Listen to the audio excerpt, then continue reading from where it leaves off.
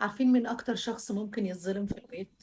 مش اللي ما عملش حاجة، بالعكس، اللي عمل كل حاجة. في ناس ربنا بيحط على كتافها حمل كبير، مش لأنها أقوى شخص ولأنها أقوى من غيرها، لكن لأن مفيش حد غيرها يشيل.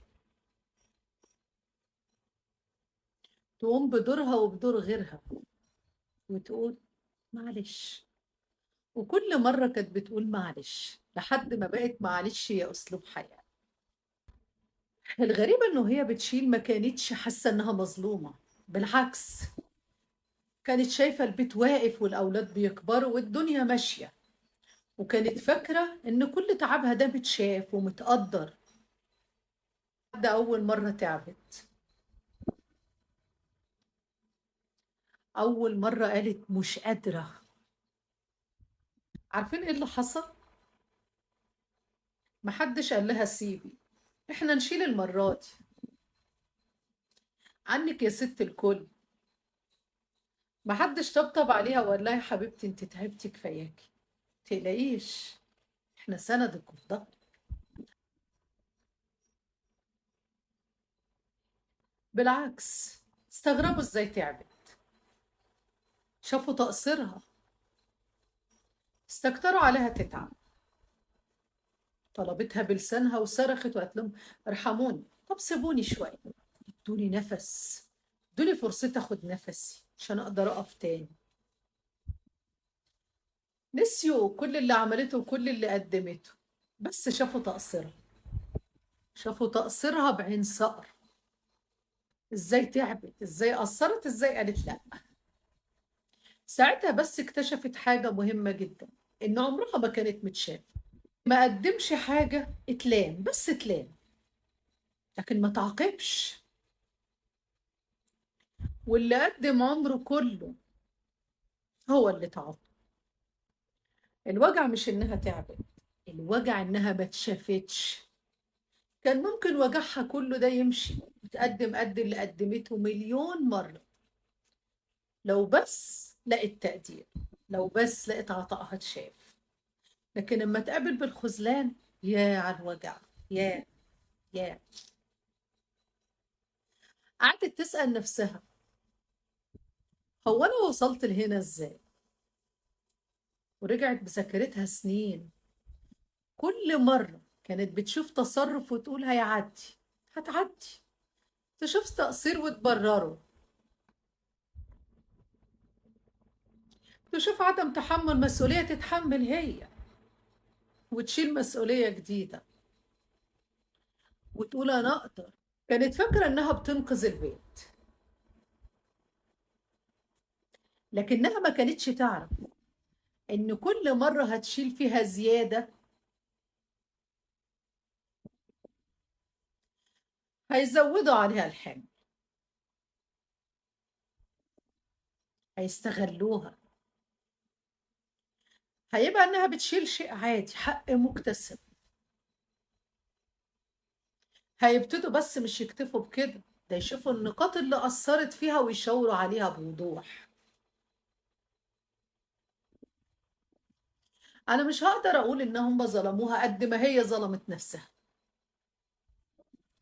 عارفين الواحد لما يجيله صداع كل يوم كده هياخد مسكن ويرتاح شوية، وبعدين يرجع الصداع تاني فياخد مسكن ويرتاح شوية، لكن عمره ما فكر ولا دور على السبب، كان بيعالج الأعراض.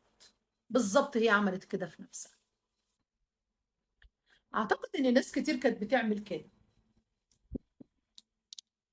ناس كانت بتشوف الحروف لكن ما كانتش بتقرا الكلمة، هي شايفة العيوب واضحة قدامها بس ما ربطتش الجمل، ما فهمتش الطريق، ما فهمتش الأسلوب، انتقدت التصرف بس ما قدرتش تقرا الشخصية. ولما فهمت كان فات وقت طويل، وكان الرصيد بيخلص لحد ما بقاش فيها حاجة تديها. يمكن لو كانت أم بس كانت هتبقى من أعظم الأمهات، إنها بقت أب وأم ودكتورة ومدرسة ومسؤولة عن كل حاجة. ولما تعبت اتحاسبت، كأنها كانت مقصرة في دور واحد بس، مش مستنزفة في 5 أدوار. أنا مش بحكي الكلام ده علشان أخوف أي بنت إنها تتجوز، بالعكس، وكلام لكل ولد وكل بنت مقبلين على الجواز.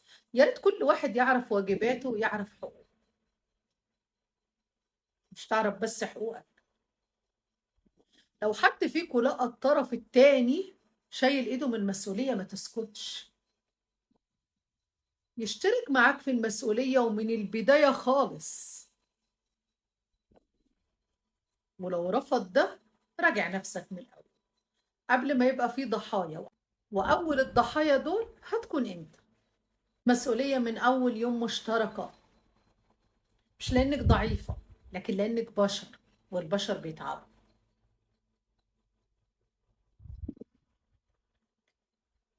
وفي ناس عقابها الوحيد إنها كانت مسؤولة، في ناس فضلت تطفي حرايق غيرها لحد ما اتحرقت هي. وأصعب حاجة مش إنك تدي عمرك للي بتحبهم، لا، أصعب حاجة إنهم ينسوا تمن العمر ده أصلا، وإنك قدمت لهم شبابك بالمجان. وساعتها يطلع سؤال واحد إجابته مش سهلة: حقها عند مين؟ حقها عند مين؟ اللي قدمت كل حاجة حقها عند مين؟ في حياتك شخص شايل فوق طاقته، اوعى تظلمه، اوعى تخذله، اوعى تعتبر وجوده واجب، لانه اكتر شخص اتعودنا انه يشيل هو اكتر شخص محتاج انه يتشال. هو اكتر شخص محتاج الطبطبة. هو اكتر شخص بيدور على السند والدعم. ارحموهم، ارحموهم، ارحموهم، كفاية الزمن ظلمهم، بلاش انتوا كمان.